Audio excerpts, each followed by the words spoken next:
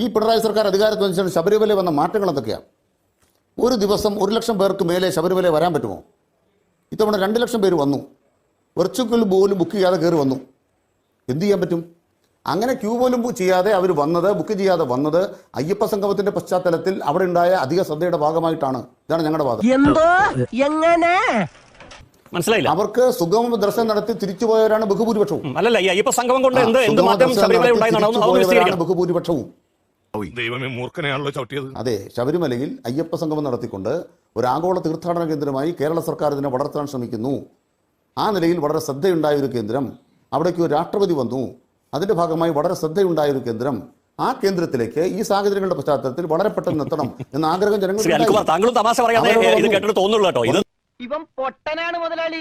ഇത് നമ്മുടെ നാട്ടിൽ നിന്ന്, കേരളത്തിൽ നിന്ന്, തമിഴ്നാട്ടിൽ നിന്ന്, ആന്ധ്രയിൽ നിന്ന്, കർണാടകയിൽ നിന്ന്, ഏതൊക്കെയോ നാട്ടിൽ നിന്ന് ആളുകൾ ഓരോ വർഷമുള്ള കാത്തിരിപ്പാണ് അയ്യപ്പനെ കാണാൻ. ഈ അയ്യപ്പ സംഘം നടത്തി സർക്കാർ ഇതിനെ ലോക ശ്രദ്ധയിൽ എത്തിച്ചു കളഞ്ഞു. എന്നാ പെട്ടെന്ന് പോയി കളയാന്നൊക്കെ പാവപ്പെട്ട അയ്യപ്പന്മാർ നോമ്പെടുത്ത് വരുന്നവരെ കുറിച്ച് പറയല്ലേ. ഈശ്വര, ഇനി എന്ത് ചെയ്യും?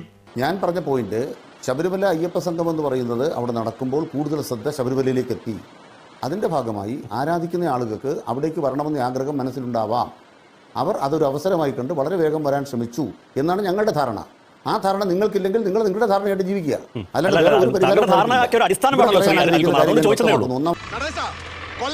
ഈ അയ്യപ്പന്മാരൊന്നും ഭൂഗർഭ അറയിലൂടെ ഒന്നല്ല കേരളത്തിലൂടെ സഞ്ചരിച്ച് പത്തനംതിട്ടയിലും പമ്പയിലൊക്കെ എത്തുന്നത്. അപ്പോൾ നമ്മുടെ പോലീസിനോ മറ്റ് സംവിധാനങ്ങൾക്കോ അധികമായിട്ട് ആളുകൾ വരുന്നത് കണ്ടെത്താനോ നിയന്ത്രിക്കാനോ ഒന്നും പറ്റില്ല എന്ന് ശരിയാ. പക്ഷേ അയ്യപ്പൻ ഭക്തന്മാരുടെ വിശ്വാസം എടുത്തു നോക്കിയാൽ അത്ര ആളുകൾ അവിടെ ഒരു പ്രത്യേക മിഷനോട് കൂടി വന്നിട്ടുണ്ടെങ്കിൽ ഈ പ്രശ്നത്തിൽ എത്രയും പെട്ടെന്ന് ഒരു തീർപ്പുണ്ടാക്കണേ അയ്യപ്പ എന്ന് പറയാൻ മാത്രമേ ആവുള്ളൂ. അല്ലാണ്ട് സർക്കാർ നന്ദി പറയാൻ ഒരു സാധ്യതയില്ല. കിട്ടേണ്ടതൊക്കെ കിട്ടിയല്ലോ, സമാധാനമായല്ലോ.